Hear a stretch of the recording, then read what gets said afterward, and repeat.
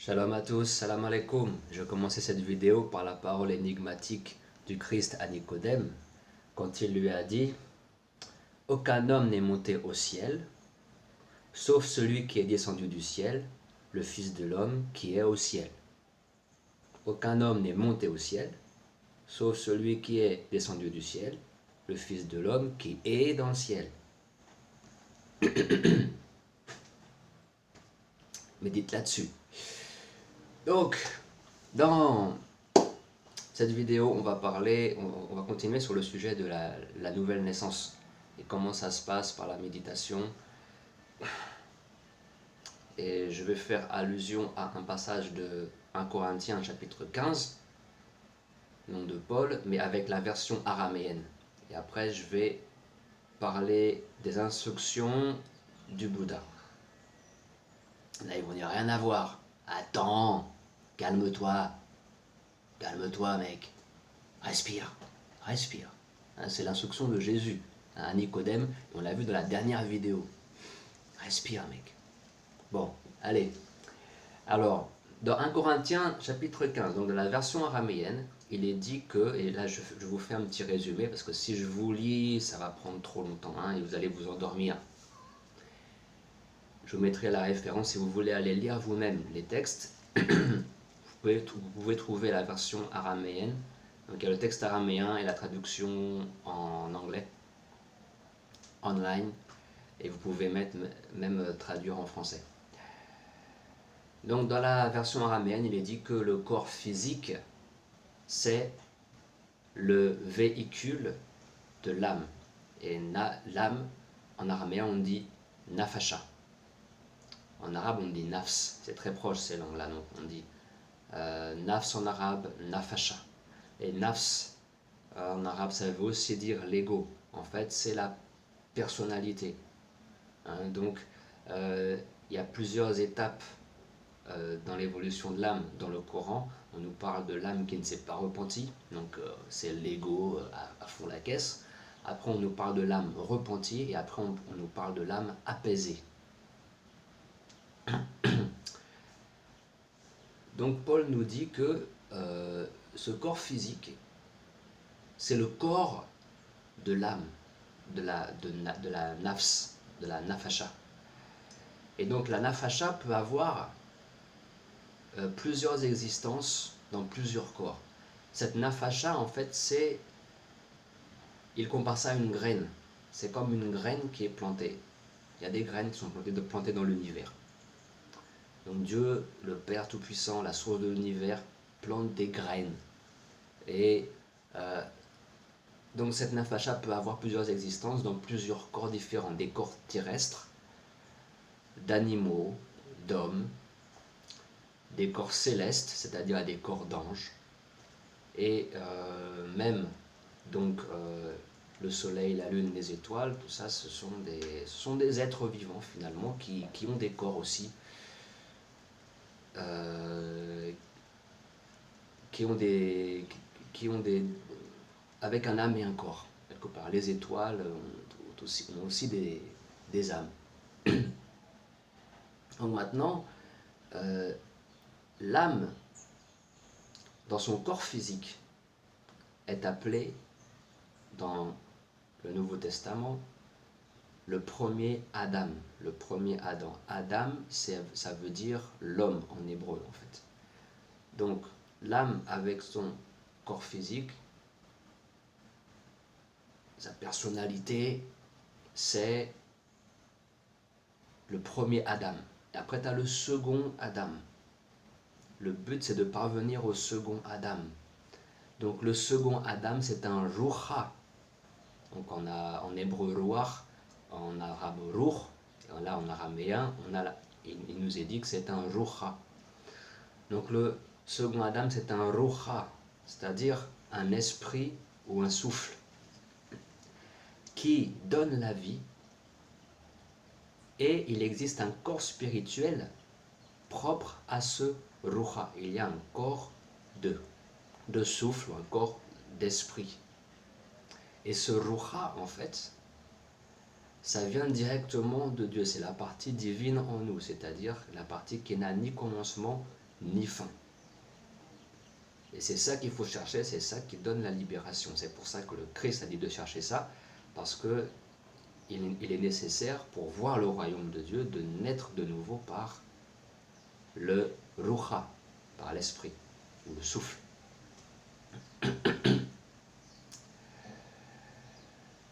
Donc il existe un corps spirituel propre à ce Ruha. Et le premier Adam, c'est-à-dire le Nafasha, donc le Nafs, Nafasha plus le corps physique, c'est la graine. C'est la graine. Donc cette graine, ensuite, c'est-à-dire cette graine doit mourir. Ça ne veut pas dire mourir physiquement, mais mourir en Christ. C'est-à-dire crucifier ses désirs terrestres et sa vieille personnalité. Ça, Paul en parle dans Romains chapitre 6 ou 10, je ne suis pas sûr, mais il explique c'est quoi cette histoire de mourir en Christ, c'est quoi les morts en Christ. Donc, le but, c'est crucifier sa vieille personnalité, c'est-à-dire faire mourir tout ça, pour devenir la plante ou donc l'arbre de vie, c'est-à-dire cette graine devient une plante, elle doit mourir pour devenir une plante ou un arbre de vie. Okay. Un arbre de vie qui donne son fruit en son temps.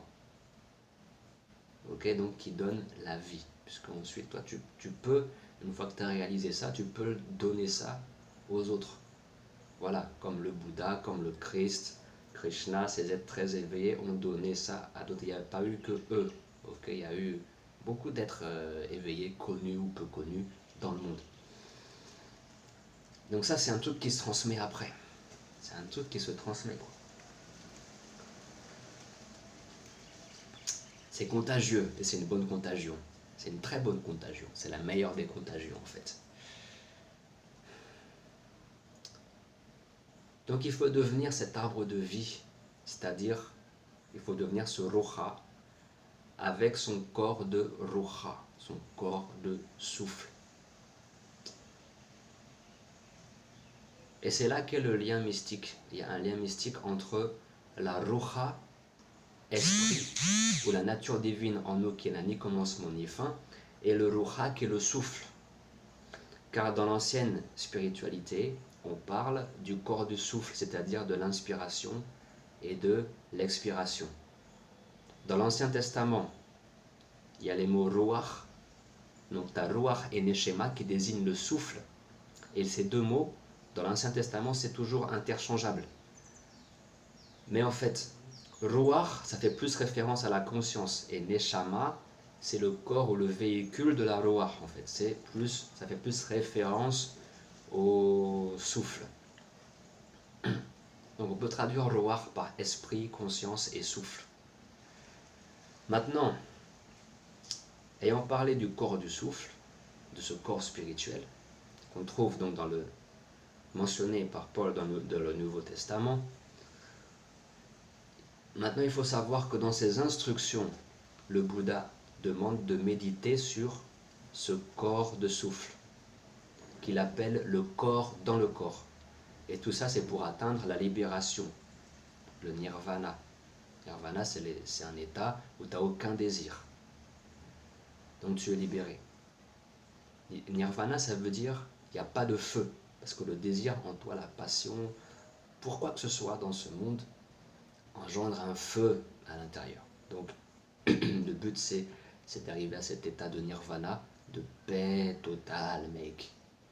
Et c'est ça la seconde naissance, la libération de la Matrix. Donc maintenant, il a expliqué les étapes en détail. Donc les étapes suivantes, donc si vous voulez lire en détail, il faut vraiment que vous lisiez par vous-même les sutras, tout est sur le net. Hein.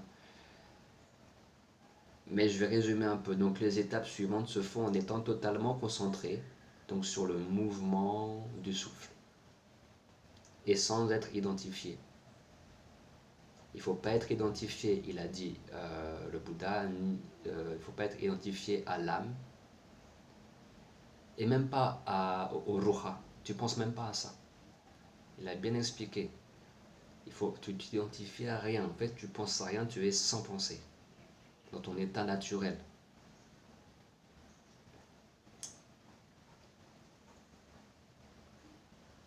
Donc la première étape, c'est qu'il faut méditer sur le corps dans le corps, c'est-à-dire le souffle. Il appelle le corps dans le corps. Donc tu médites sur le corps et en même temps sur donc, le corps dans le corps, le souffle, sans être identifié au corps. C'est-à-dire, tu es bien conscient que je ne suis pas ce corps. Deuxième étape, tu médites sur les sentiments dans les sentiments, c'est-à-dire les sentiments de joie et de réconfort qui sont générés par la première étape, c'est-à-dire la méditation sur le souffle, l'attention sur le souffle. La troisième étape, c'est méditer sur la pensée.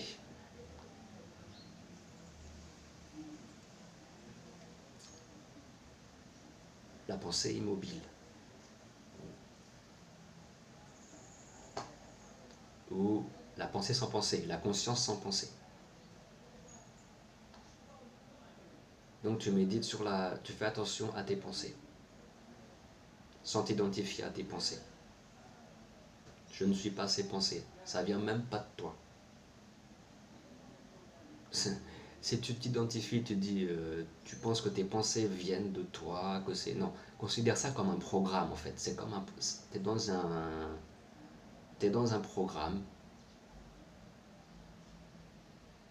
Et les pensées, ben, c'est des virus. C'est des virus, mec. Voilà, c'est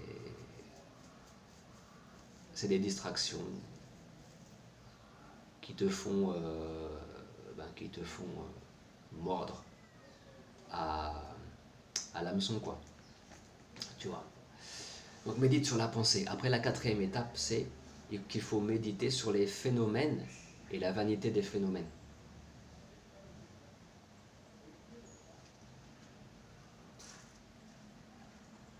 Donc, et le tout sans s'identifier ni au corps, ni aux sentiments, ni aux pensées, ni aux phénomènes. Voilà un petit peu, le résumé, quoi. Voilà résumé un petit peu. Et voilà, je trouve que le Bouddha a expliqué ça clairement, simplement, et c'est accessible à tout le monde. Parce que en fait, voilà, dans la Bible, on trouve pas mal de choses c'est dit de façon très allégorique, quoi. Très très allégorique, et il faut comprendre, quoi. Et voilà, quoi. Les prophètes de la Bible, le Christ, le prophète Mohammed, il parlait à des sauvages, en fait. Il fallait dresser les gens, quoi, tu vois. Donc, on ne pouvait pas parler parfois de façon claire et nette. Mais bon, quand même, vous avez vu que si on lit en grec et en araméen, on trouve des choses quand même claires, des explications claires. C'est juste qu'ensuite, par le temps, ces choses-là ont été brouillées. Mais Dieu merci, aujourd'hui, on revient à nos racines. Nos racines, c'est-à-dire le plus important, c'est en nous-mêmes. Hein. C'est en nous-mêmes ce qui n'a ni commencement ni fin, l'infini. L'infini en nous, donc le Père éternel en nous. Donc, le Père est en nous, le Fils est en nous, le Saint-Esprit, le Saint-Souffle est en nous, tout est en nous en fait. Hein. Donc voilà, un petit peu, je voulais donc pas dépasser aujourd'hui 15 minutes sur cette vidéo. Voilà, et puis il y a d'autres aspects à voir dans d'autres vidéos. Il faut que je vous cite Shiva, il faut que je vous cite Krishna aussi, et que je vous cite aussi les mystiques chrétiens, les premiers mystiques chrétiens des premiers siècles, comment ils ont pratiqué cette méditation-là. C'est pas qu'une méditation où on est assis, c'est un mode de vie en fait. C'est quelque chose qui est constant. C'est une méditation constante dans la vie. C'est difficile, mais on peut y arriver. Allez, à toutes.